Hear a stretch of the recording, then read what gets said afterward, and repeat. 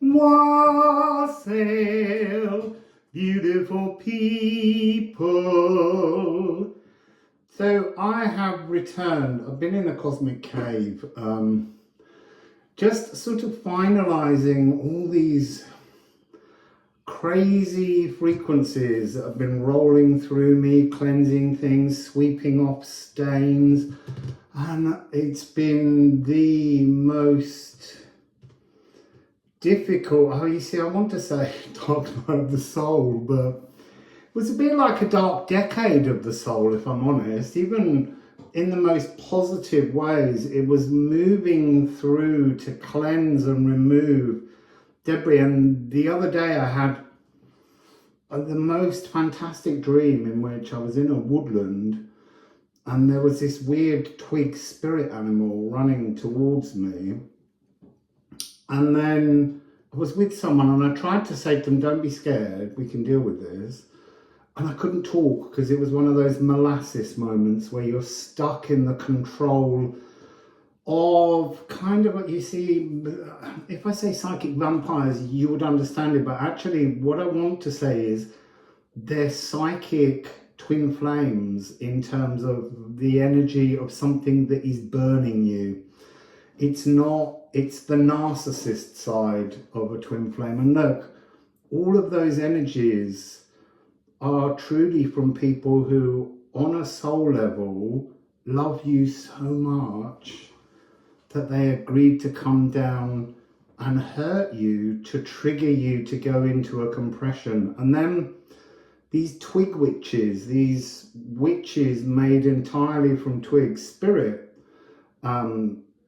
nature spirits, and they came down and I knew in my head that the only thing I could do to repel them was to use the power of my voice, and I couldn't make a sound. And then I was like, no, I'm not having this. And the sound came out and it pushed them back. And then I noticed like bugs coming out of their forearms midway up. And then I looked down and they were coming out of my arms as well, because it was about disconnecting the things that were under your skin that were draining my heart, draining every part of me, to the point where recently, you know, since I went up that mountain and heard Source singing and putting his arms around me, it's been like 9 months of dying to rebirth. To birth again. I don't like rebirth because it's to birth.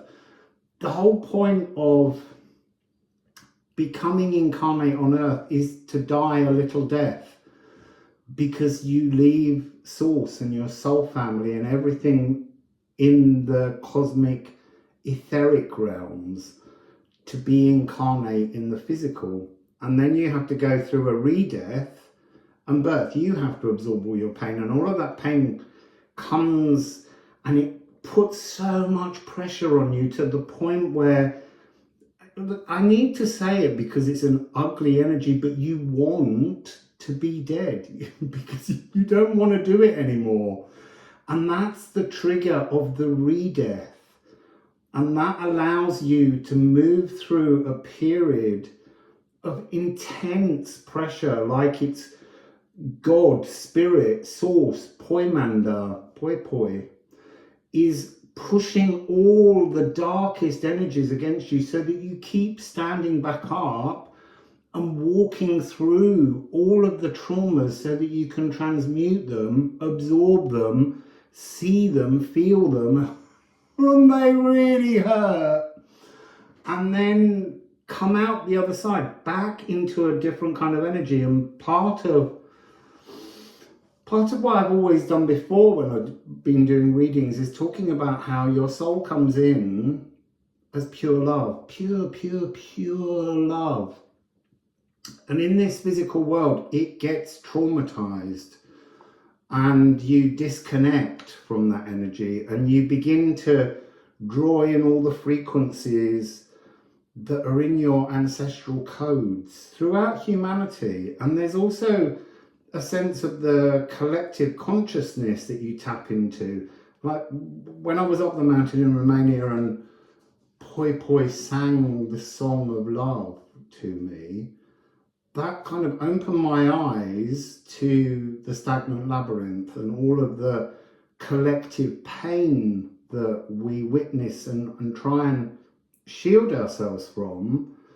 But it doesn't yet open your eyes to the golden pathway, the cosmic pathway, the higher consciousness that we're all working towards. And that's what we're here for now. Partly because this July is all about the relationship that various planets are having as they move across the boundary into a new house, as they ingress into a new place. It's all about the relationships that they create between Neptune and Pluto, fogging your inner riches, but also giving you the opportunity to sense how to be enriched in your soul, in your love, in your compassion. All of those energies are available to us. And since the 1940s, I mean, every 500 years, these two come into conjunction. But for since the 1940s until the 2030s, these two have been in a waxing, waning sextile. Neptune is ancestral reverberations. They're a sense of the codes that exist within our DNA and our strands of ancestral reverberations or remembrances, early music ensemble, the energy that's so far in the past that we almost can't comprehend it. I mean, it's so old, but it's about inspiration or mysticism, Neptune. Neptune's on 29 degrees, 55 minutes of Pisces. And Pisces, it's in rulership, it's, I own you.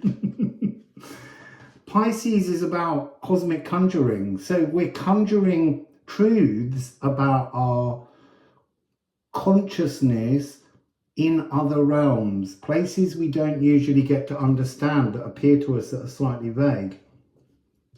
Sextile is about flirtatious opportunities. We've been being offered throughout our lives this chance to connect and transform. Well, actually, it says on the card, collaborating to induce change, and that's within us and then within humanity as a whole, because the outer planets are always to do with the collective consciousness, but we have to serve the collective consciousness by going into our personal consciousness first. Pluto, identifying stuck shadows, the things in us that are stuck. So that dream I had where I released the stuck energies of the psychic vampires, or whatever you want to call them, these ties, and they are lies and deceptions that are put into your world to make you wake up and trigger change. And so this has been going on, and that's going to go on until I think 2032. But it's part of an energy that we should celebrate because it's offering us a chance to transform. So in the I Am Saint-Germain frequencies, because look, when I was creating this deck with Kathy and Eve, I was going into these huge downloads and I had to do all of the writing on them in a really short period, in which they said, we're going to make you so tired you won't question anything you channel, you'll just write it down and put it on the cards. But now, recently, since I returned to my truth, to my power, and had to admit to myself certain things that I've not wanted to see about my consciousness on a cosmic level, I now understand that this was all being brought to me by an aspect that we would call the Ascended Master, the Count Saint-Germain. And so these I Am frequencies, the point of them is that I am divine, we are divine, you are divine. And so these polarity frequencies that are on the back of every card, we have on Neptune, I am clear, or I am fogged. Now look, most of the time we're going to be fogged because we've got to seek that clarity, and that clarity is in the fog. It's in the darkness. It's the nutrients that we have to search out.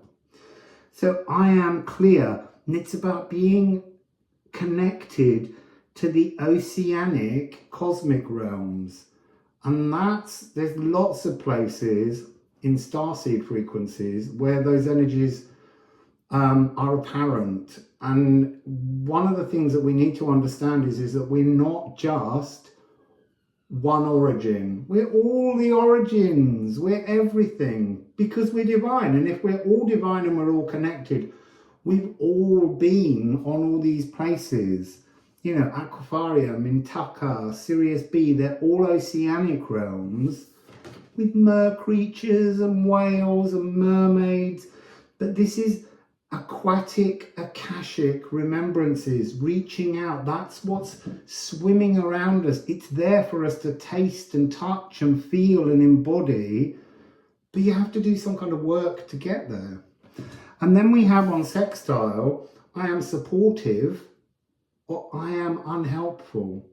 So this is about cooperation, getting along. So yes, it is really important to connect to the self, but actually the journey of the self is through the reflection of others. Even if the others are bringing us pain and trauma, we have to face that. We have to allow that into us so that we can heal it, release it and surrender to it. It might not be that the person that pokes you is ready for their transformation, but you have to surrender your connection to it and grow, learn to be something better.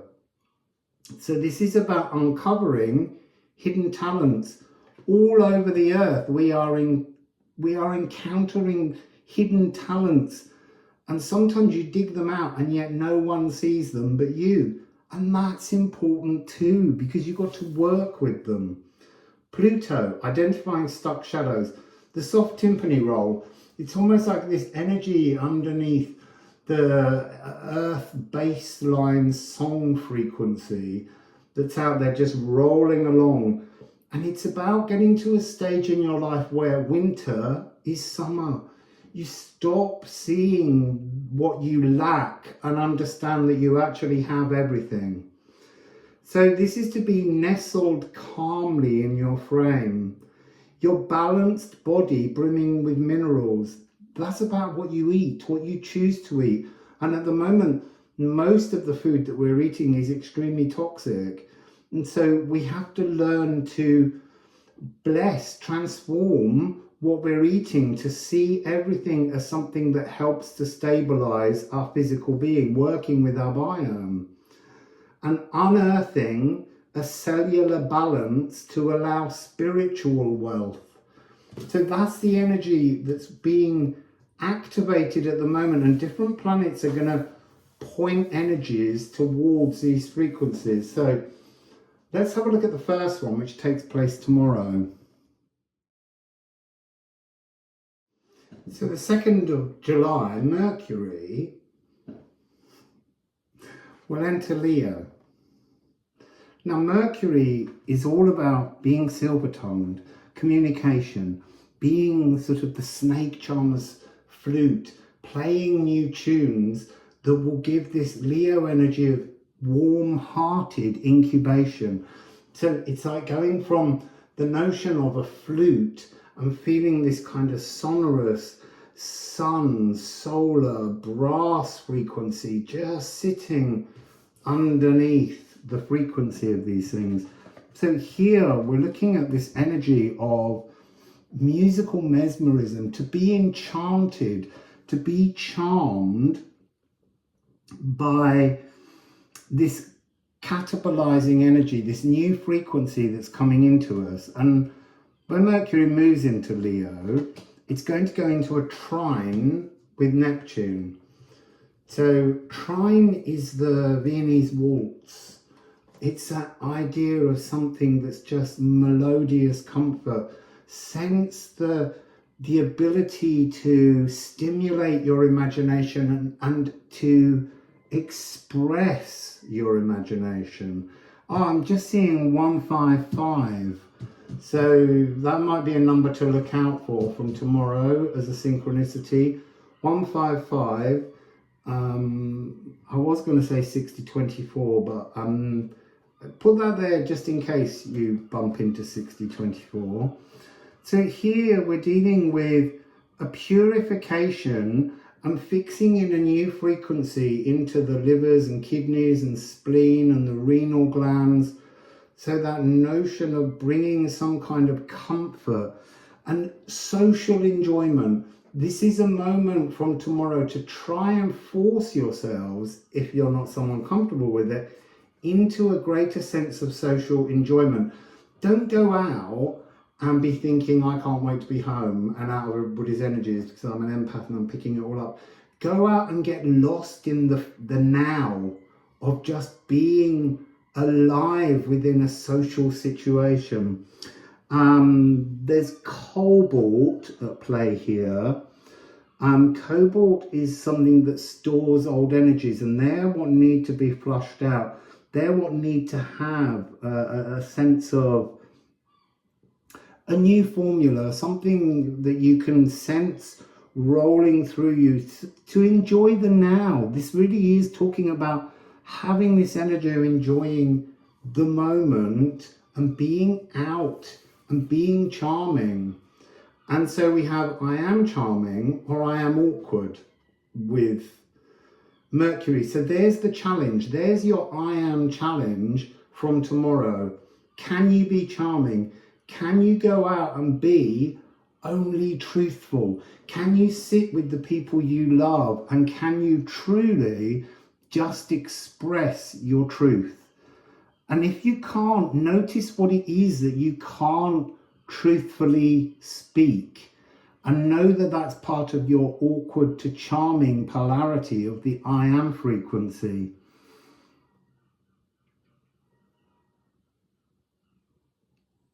So there's something here also about learning how to illuminate the humor to be found in blockages. You know, we all have blockages. That's all part of our shadow path. But we have to not be frustrated by them. We have to learn to see the beauty within the blockages, the comedy within the blockages. So on Leo, we have I am playful or I am serious. This is a really, really, really important energy. How playful do you feel? Because it's a really key energy to being sure-footed, to being someone who is a fearless sage, to radiantly light the pathway ahead of you. This is about changing frequencies so that you can step forwards into your I am playful. A flourish of trumpeters heralding the sun. The sun's really important. So Mercury is going into trine and Neptune. As I said, the trine is to be cordial or hostile. That's frequencies of the I am polarity that you're trying to overcome. You need to be divinely unconscious.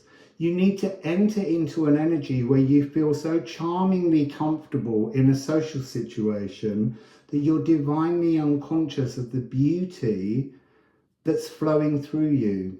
That's a really tricky one, but you can do these things.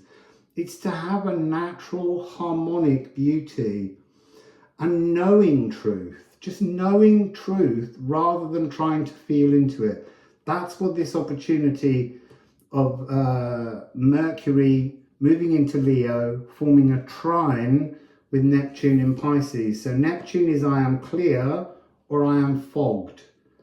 That's going to come up a lot. Clear and fogged. That's the big thing you're working on, that and the I am polarity of Pluto. So Pisces is to be exhilarated but serene, and that's a really interesting frequency. To be so serene that your calmness exhilarates you because you're not absorbing the energy of others. You're actually enjoying your own frequency. So pulling dreams from the astral to here. is also an energy of Pisces. So beginning to understand your heart's desires and moving through them. So the following day, we move into that energy of opposition, Mercury in opposition to Pluto, who's in Aquarius.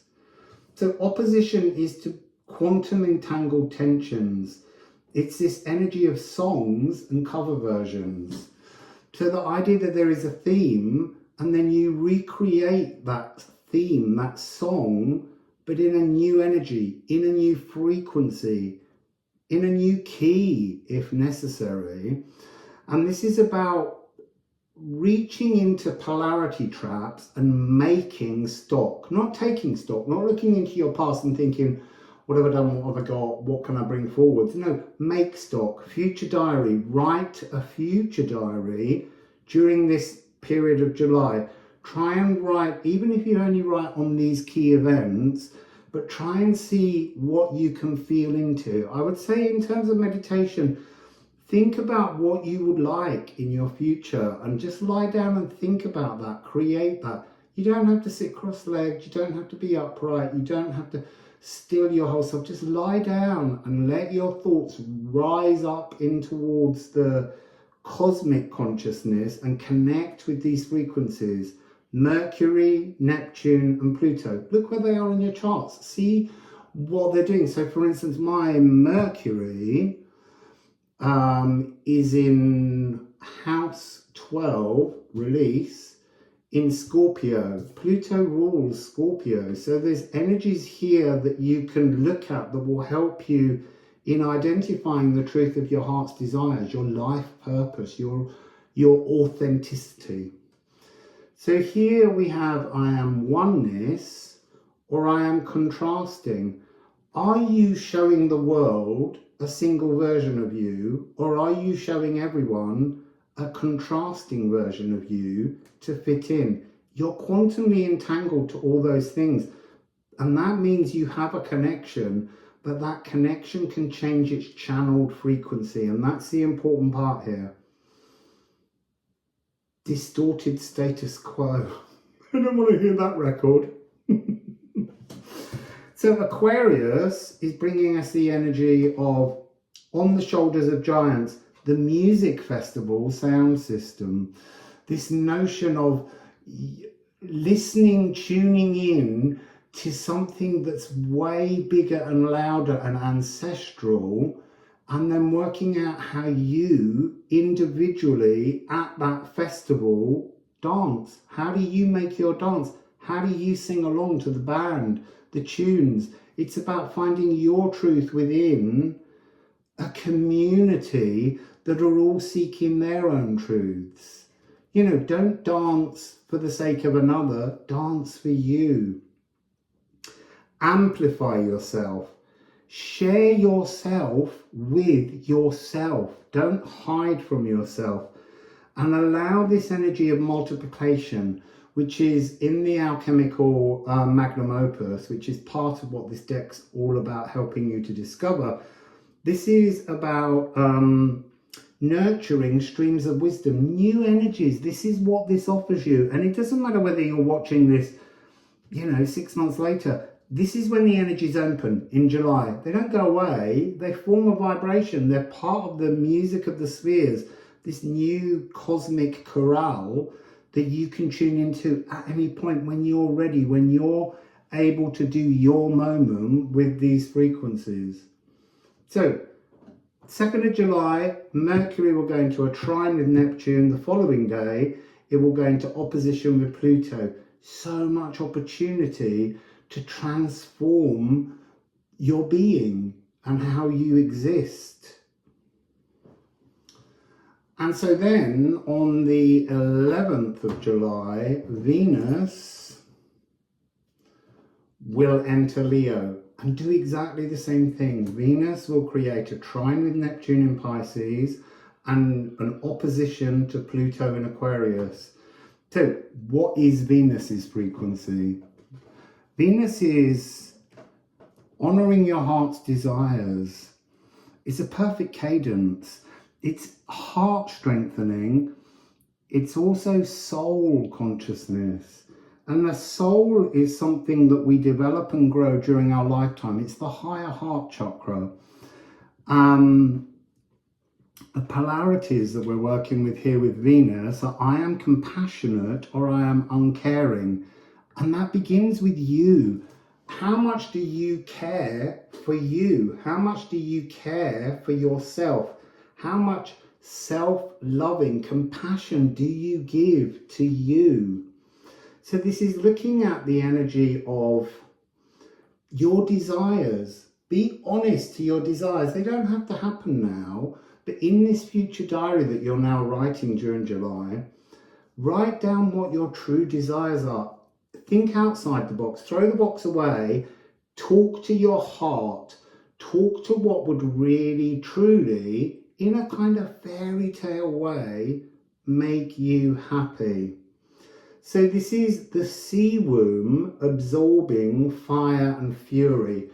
Now, that's bringing up an energy that connects to the moon and how the moon zooms around the zodiac sign and around the earth, creating havoc with us. And this is about finding a more stable, warm-hearted incubation, bringing passion to the surface, allowing something wonderful to be created. So I am compassionately playful. That's how those two cards work together.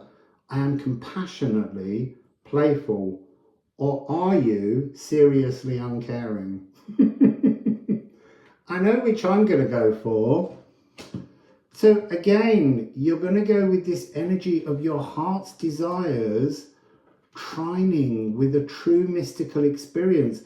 You can't have that trine energy if you can't begin to ask yourself or admit to yourself, what is your true heart's desires?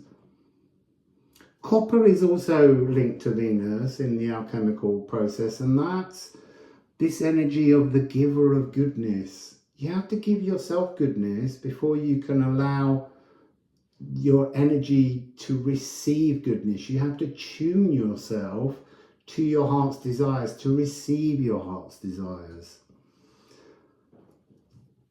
And this early music ensemble, it's such ancient. Look, all humans have always had desires. Our cosmic consciousness has always had desires.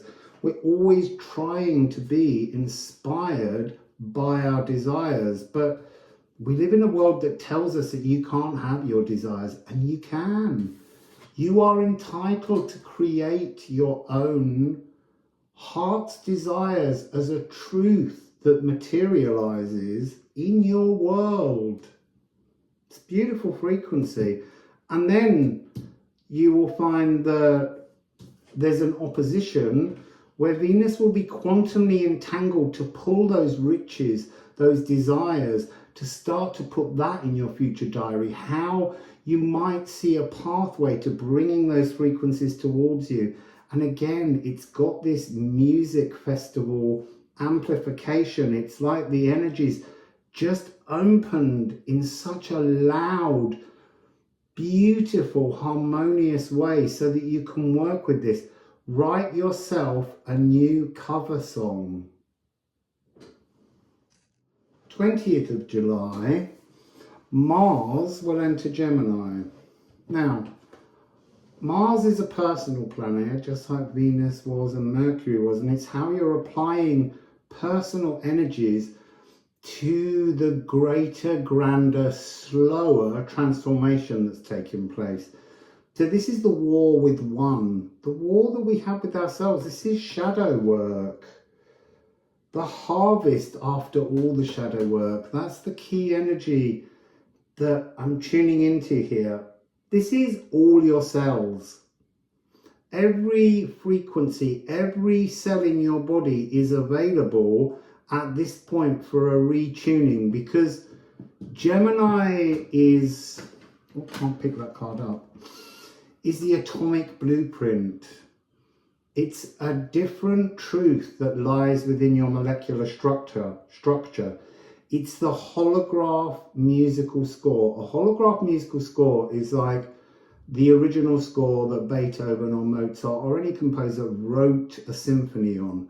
That's a holograph musical score. So you are rewriting your codings. You're moving away from these ancestral reverberations that Neptune holds. And also Mars rules Aries.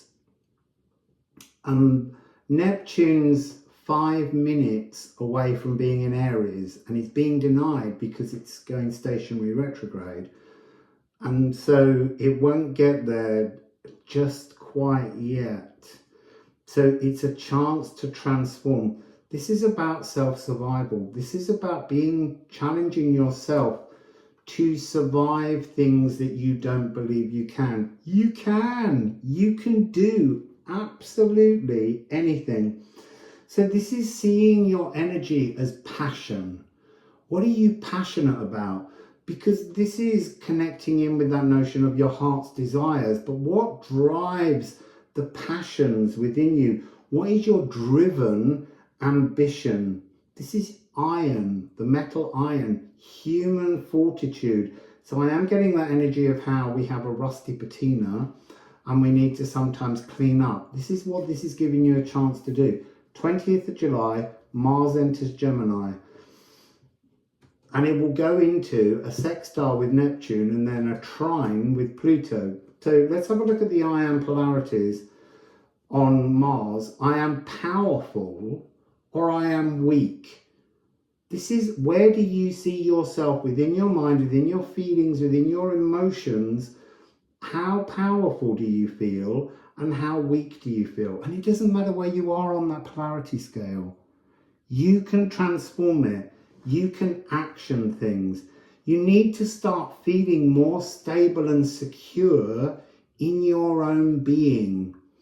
Loving your molecules, your body, the vessel you walk around in, because it's divine. Everything is divine, but we're trying to find a way to recognize and embody our divinity. So this is constructive, adventurous energies. I feel like July is asking us, pushing us as people, and especially for me, I've been in many caves.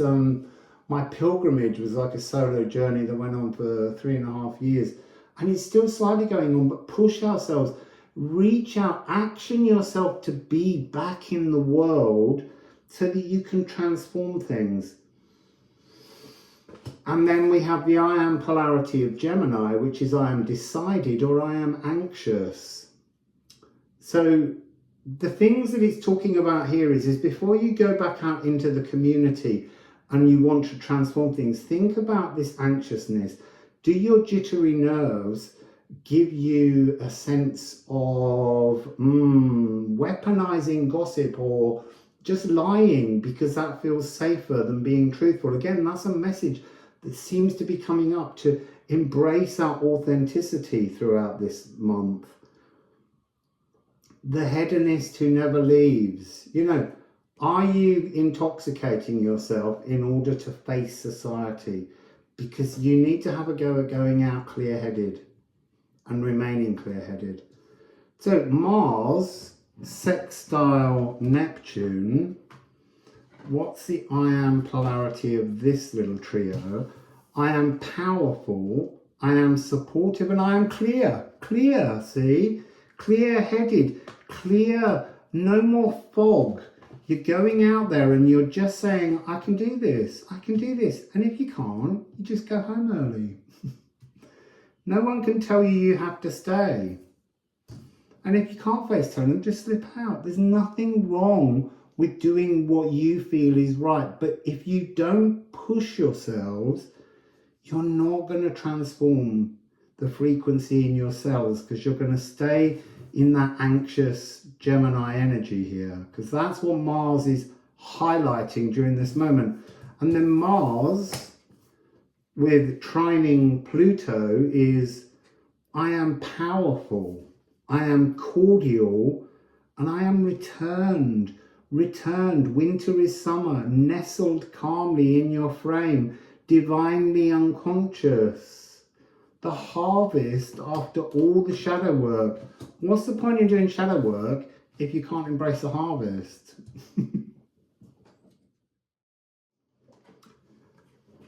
So on the 5th of July, we have the new moon in Cancer. Now, the new moon in Cancer is intuition, initiations. So the orchestra in residence, it's a perfect octave. So it's A of Cancer and then the moon there. So it's something that comes into a kind of beautiful synchronicity. The nurturing, emotional charioteer.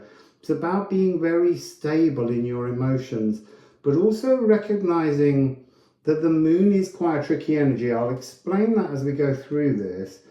This is inner rhythmic currents, feeling the new rhythms, feeling that you are much more open veiled. And to be open is to remain calm in the eye of the storm that goes around you. So this is to be, I am nourished or I am starved. Are you oversensitive? Are you easily rocked by criticism? Are you not meeting any of your own needs? You are the only one that can answer that question, and you have to work out how you become more flowing with the spirit of place, the space around you, not the energy of others around you, but the space around you. This is effusive, emotional, expansive expression. So this new moon is really offering you a chance to be loyal to your authenticity, to be protective towards yourself through confidence, sensing others' needs. Sense them, but don't act on them. Just sense their needs and just let their needs be their needs. It's almost, I mean, that's not what I thought that meant when I first wrote these cards and channeled it, but right now that's what it's saying. It's saying, sense, allow yourself to be empathically open, but not overwhelmed. So that's the moon in Cancer on the 5th. And then on the 21st, we have the second full moon in Capricorn. So remember, a new moon in Cancer, I've just put that card down, I can't see where I've put it. How bizarre. Oh, maybe I put it in the book. I did. I turned a page on it, which is what we all need to do. Cancer is cardinal emotions. And then moon in Capricorn, Capricorn is cardinal earth. This is about new frequencies coming through. So the moon in Capricorn deals with the notes F of the lower heart, the physical world around us, our place in the physical world, but it's competent inner values. And that's what the new moon's giving you a chance to look at. Test yourself on the new moon. Test your ability to sense empathically other people's feelings and know that they're not yours, but they're other people's feelings. Tune into the energy of place, the locus genii, the spirit of place, the energy of the world in which you live, because that will bring you competent inner values, the beat of the metronome, just that clicking, so that whatever's coming in, you're no longer being pushed by the emotions of others, but you're actually staying stable, cool-headedness. And there's this beautiful energy here of sanctuary architects. And I want to say, because the moon in Capricorn is at 29 degrees, I think, it's very, it's really at the very end, and the very next day it will move, the moon will move into Aquarius.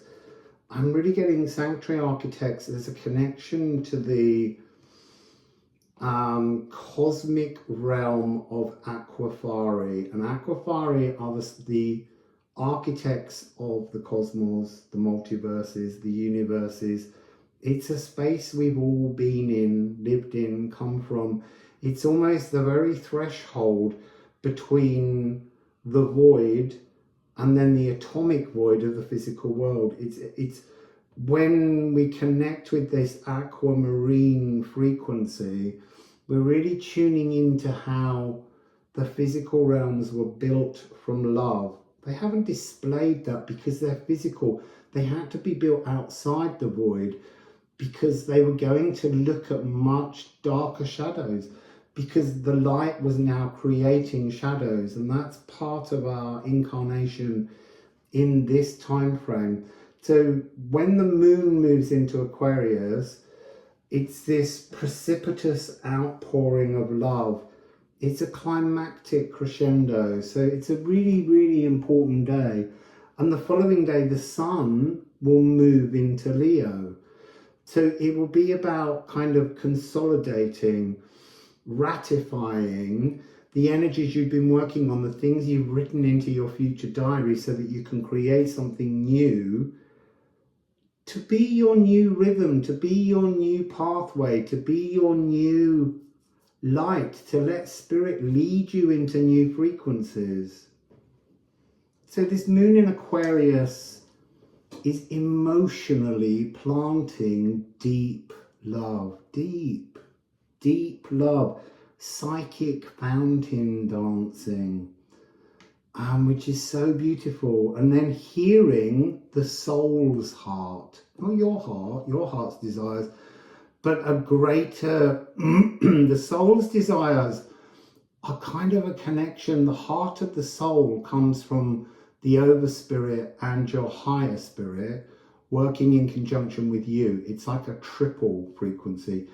Lower heart chakra, higher heart chakra merge to become a third heart, which is that aquafari, creators, architects of the cosmos frequency. So I am unique, or I am commonplace. That's what's coming to you as the sun enters Leo, is to understand your uniqueness, which is a very Leo energy.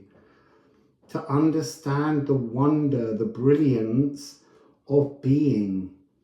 Also, Moon in Aquarius is a triad of F, A and B. So it has this frequency of being a realm, being something to do with the crown chakra, the third eye and the lower heart. So allowing love to pour from your heart into the natural world, to give your love to the natural world. That's part of this energy here. So on the 22nd, as I said, the sun enters Leo, beaming life force and warm-hearted incubation. The sun is card 14, which makes a 5, and then that 5, Leo, the sun rules Leo. So this is really about the radiant trombone octet. So, 8 trombonists blasting along with a full brass section, but it's almost like the life force of you, your cosmic chord in the totality, is the soloist in this moment. And it's a really powerful, wonderful energy. I am radiant and I am playful, as opposed to I am dull and serious. So that's the energy that you're being encouraged to walk towards. And on that same day, the sun will go into a trine with Neptune. So again, that energy of being cordial and clear. So being radiant but cordial and clear, it's about moving in a new frequency, a divine frequency. And then the following day, the sun will move and go into opposition to Pluto again. So the energy there, opposition, you see, I don't think I said opposition earlier when I was going through this.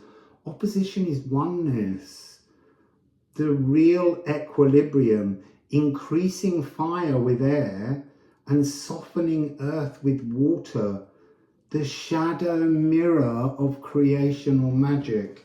That's what you're working on now. When we create with the light, we create shadows, and those shadows have to be explored and softened. So I am oneness and I am returned. You are being returned to oneness. The opportunity to see yourself as one divine aspect with everything is what's coming and what's on offer here during July. So I am going to be doing another reading in a few days. I started trying to do it today, but I couldn't get past the fact that I needed to do this July energy first. This deck's not fully finished yet, so we're just having a final print run to test it with a few people, and we'll send it to some readers and see how they get on with it, because that helps us. But it will be available soon. You can purchase the Liffruma deck, which I'll be using in the next reading at liffruma.com.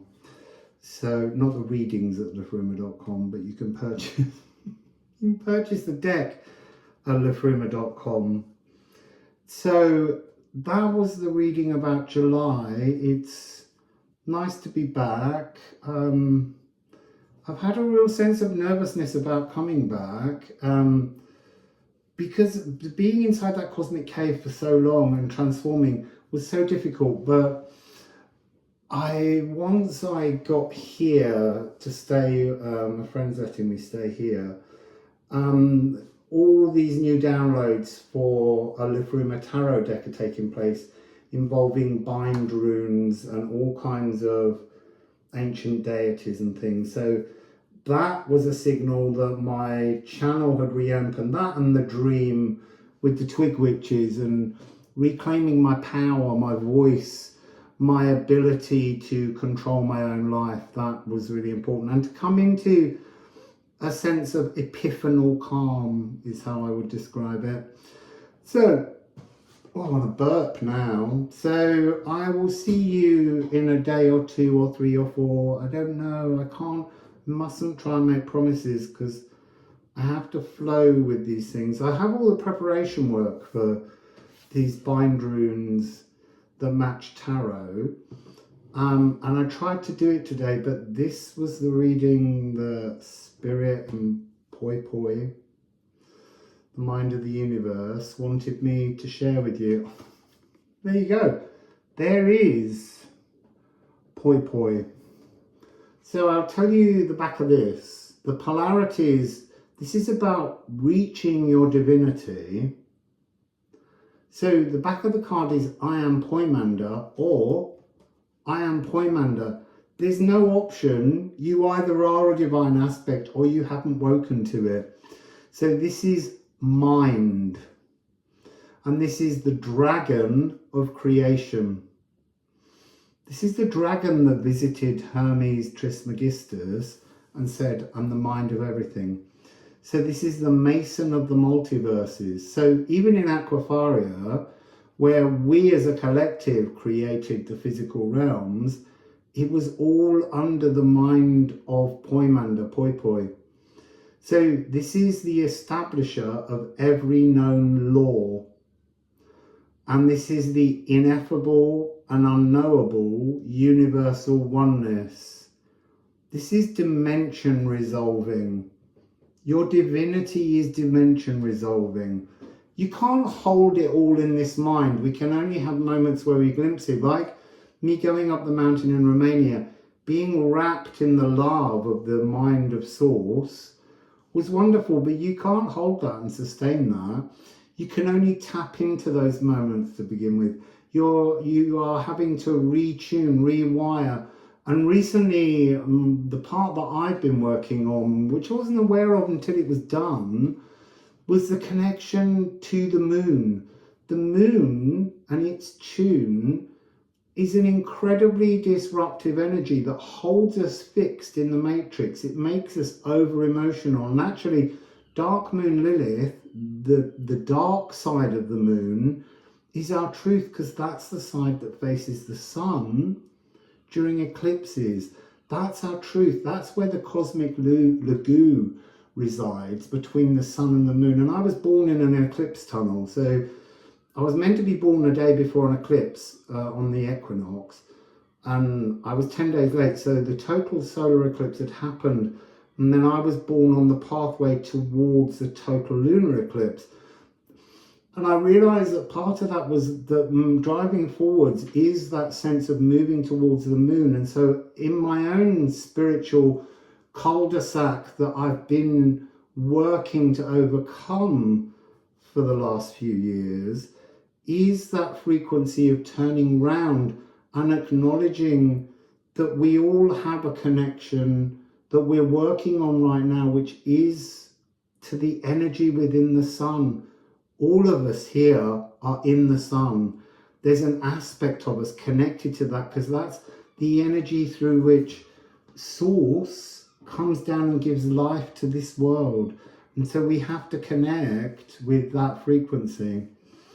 So anyway, this is Poi Poi, this is Dragon's Blood, and this is going from polyphony to unison, coming into a sense of oneness with all. So anyway, Wassail, and I'll see you very, very soon.